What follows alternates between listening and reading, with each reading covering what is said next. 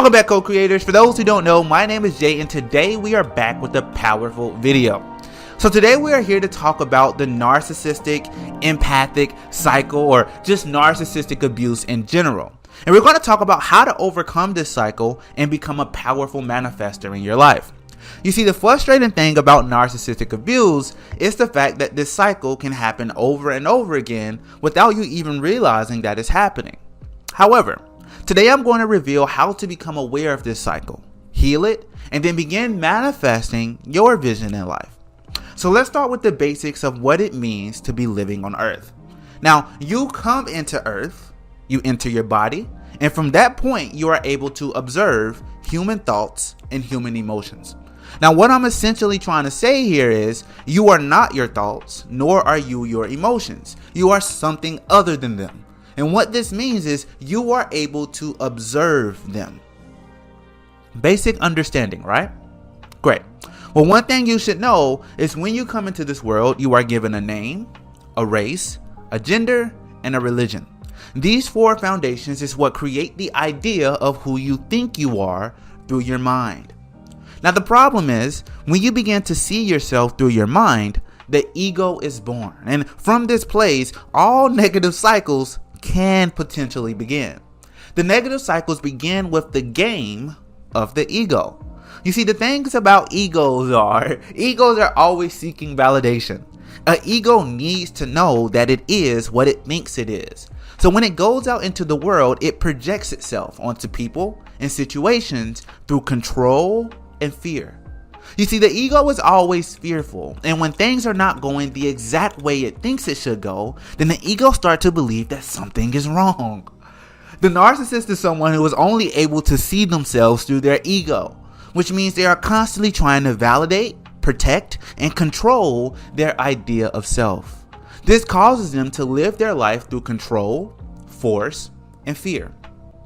Now, the master, on the other hand, is a being that lives from the heart. And what this means is the master is mostly about love, patience, trust, and compassion. One thing that makes a master a true master is the master has realized that there's a different reality beyond always trying to control and force your life in a certain direction. The master knows that once you let go the need to control and force life, you'll find that there's a natural flow that always seems to bring blessings, healing, and harmony to the one who is aware of it and allows it to happen. What this means is, for the master, when things are not going the way they think they should go, instead of becoming fearful and start to control, the master chooses to relax and move into a state of trust. You see, trust allows the master to move beyond the ego and let go of that need to be right or wrong or control what is happening in life and surrender to the natural flow of life. Now, when a master is met by a narcissist, the first thing the master will notice, or the first thing the narcissist will notice, is that the master doesn't seem to fit in their projections of reality. What this essentially means is everything about the master will begin to seem odd to the narcissist. And this is where that problem begins. The problem begins when the master doesn't respond the way the narcissists think reality should respond. When this happens, the narcissists tend to get hurtful and fearful because things aren't going the exact way they think they should. And from that point, the narcissists begin to seek to control the master. The narcissists begin to want the master to do what they want them to do so they can start to feel safe and everything is happening the way I think it should, right? To get the master to do what they want them to do, the narcissists try to control the master through mental or even emotional manipulation. Most likely guilt or even some form of fear. Either way, the narcissist begins to try to convince the master that they are doing something wrong. Hey, why are you doing that? Hey, that's not the, always trying to point out that you're doing something wrong or somehow acting in a way that is unreasonable. Now, this is all a projection. It is all a way of saying, hey, you shouldn't be doing that because in my mind, in my feelings, that's not it, right? Now, this is all a fearful trick that is being used to force the master to leave their heart in their present moment and enter back into the ego projections of right and wrong. Right and wrong. Now, for a realized master, this is not a problem. However, this can become a problem if the master begins to believe in the projections of the narcissist. Now, these projections and manipulations are just a test to see if the master will bite the apple. Oh, wait a second. Maybe I am doing something wrong. Oh, now I feel guilty. I should be doing this instead. You see, in truth, these are all just projections. And what it truly is just a negative thought and a negative emotion pointed in the direction of the master, designed to get a reaction that will create doubt, fear, and even confusion. And from that point, the master is weakened, causing them to be more susceptible to the control of the narcissist.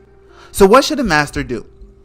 Well, what the master should do in this moment is do what they do best, which is let go of the entire situation. Let go of the need to be right or wrong.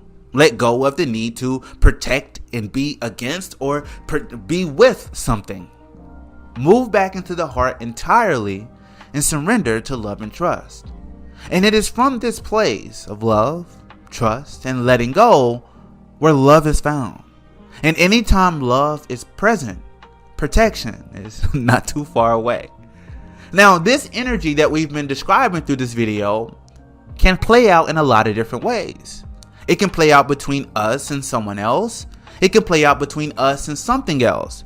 But what I want you to see is that this energy is always playing out between you and yourself, whether someone or something is involved. I want you to think back to the old like Tom and Jerry TV shows, right? And you always see the angel on one shoulder and the devil on the other shoulder, and they're arguing with each other. That's a classic representation of the narcissist and the master. So I want to end this video by discussing a master that has done what I've described here today. And that master has truly mastered duality within himself, and that master is Jesus Christ. You see, Jesus sat in the wilderness and was tempted for 40 days and 40 nights.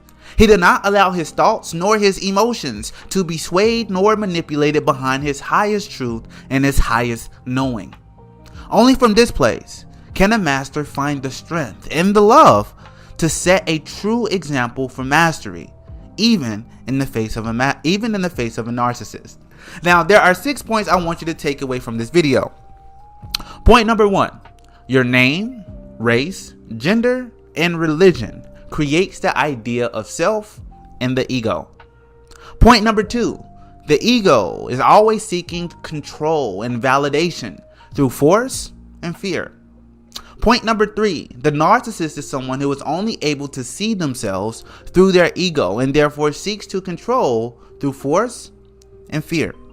Point number 4, the master, on the other hand, is a being that lives from the heart, which means for the master, life is mostly about love, patience, trust, and compassion.